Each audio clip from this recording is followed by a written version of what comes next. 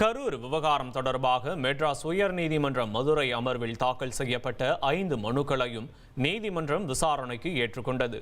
அவற்றில் முதலில் தாவேகாவின் ஆதவ் அர்ஜுனா சார்பில் தாக்கல் செய்யப்பட்ட பொதுநல மனுவில் சிபிஐ விசாரணை தேவை எனவும் சம்பவ இடத்தில் சிசிடிவி காட்சிகளை பாதுகாக்க வேண்டும் எனவும் தாவேகா தலைவர் விஜய் உள்ளிட்டோர் பாதிக்கப்பட்டவர்களை பார்க்க செல்லும் போது உரிய பாதுகாப்பு வழங்க வேண்டும் எனவும் குறிப்பிட்டிருந்தார்.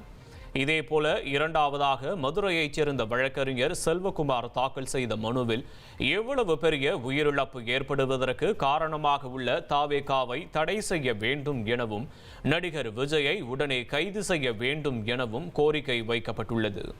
இதேபோல மூன்றாவது மற்றும் நான்காவதாக தாவேகா பொதுச் செயலாளர் என் ஆனந்த், துணை பொதுச் செயலாளர் நிர்மல்குமார் ஆகியோர் தாக்கல் செய்த முன்ஜாமீன் மனுக்களும் விசாரணைக்கு ஏற்கப்பட்டுள்ளது. இதேபோல ஐந்தாவதாக கரூர் விவகாரம் தொடர்பாக சிபிஐ விசாரணை கோரி மதுரை சமூக ஆர்வலர் கே ரமேஷ் தாக்கல் செய்த மனுவும் விசாரணைக்கு ஏற்கப்பட்டுள்ளது.